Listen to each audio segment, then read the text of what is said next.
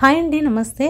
ఈ వీడియోలో క్రష్ కానీ ఫిల్లింగ్ కానీ వాడకుండా ఫ్రెష్ పైనాపిల్తో ఐస్ క్రీమ్ ఎలా తయారు చేయాలనేది చూపిస్తాను. మరి ఆలస్యం ఎందుకు, చూసేద్దాం పదండి.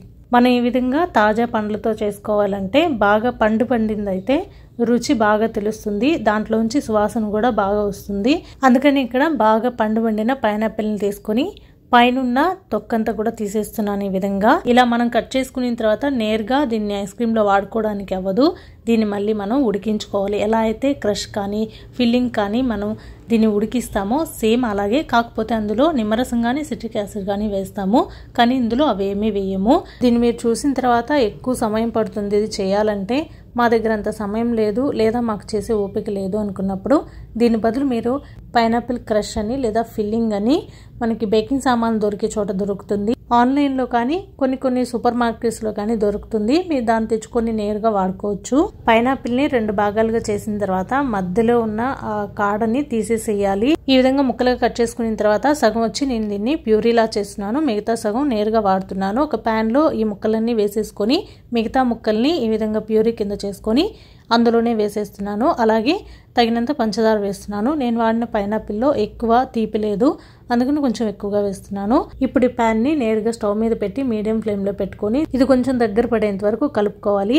అలాగే మంచి రంగు కోసం ఇక్కడ ఎల్లో ఫుడ్ కలర్ని వాడుతున్నాను. ఇక్కడ జెల్ కలర్ వేస్తున్నాను, మీరు పౌడర్ కలర్ అయినా వేసుకోవచ్చు, అసలు వేయకుండా కూడా చేసుకోవచ్చు.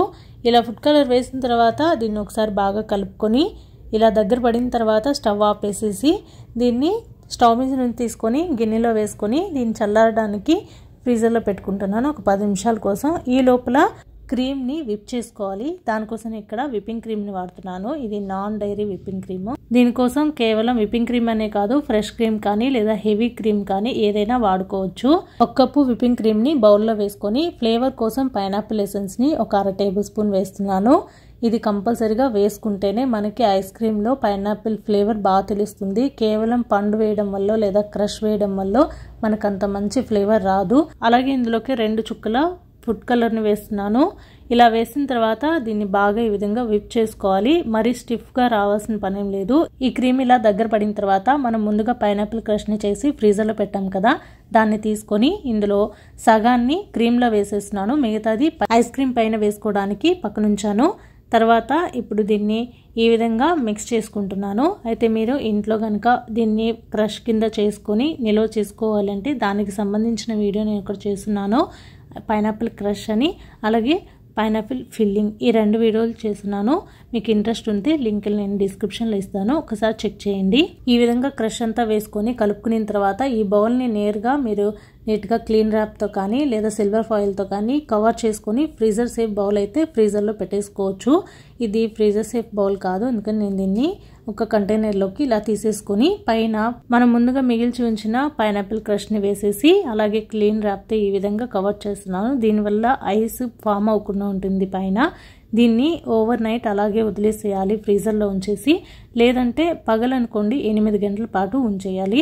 అప్పుడు ఇది స్టిఫ్గా తయారవుతుంది, ఐస్ క్రీమ్ ఫామ్లోకి వస్తుంది. ఇలా ఒక నైట్ అంతా అలాగే ఉంచిన తర్వాత పక్క రోజు మీకు ఇలా చూపిస్తున్నాను. దీన్ని ఈ విధంగా రిమూవ్ చేసుకొని అసలు ఐస్ క్రీమ్ టేస్ట్ అయితే మామూలుగా లేదు, చాలా బాగుంది. బయట కొనడం అవసరమే లేదన్నంత బాగుంది. మరి మీరు ఒకసారి దీన్ని ఇంట్లో ట్రై చేయండి. మీకు ఎలా అనిపించిందో అనేది తప్పకుండా కమెంట్ చేయండి. అలాగే మీకు ఈ వీడియో నచ్చినట్లయితే లైక్ చేయడం, మీ ఫ్రెండ్స్ అండ్ ఫ్యామిలీతో ఈ వీడియోని షేర్ చేయడం, అలాగే మన ఛానల్ చూస్తూ కూడా ఇంతవరకు సబ్స్క్రైబ్ చేసుకోకపోతే ప్లీజ్ సబ్స్క్రైబ్ చేసుకోండి. Thank you for watching.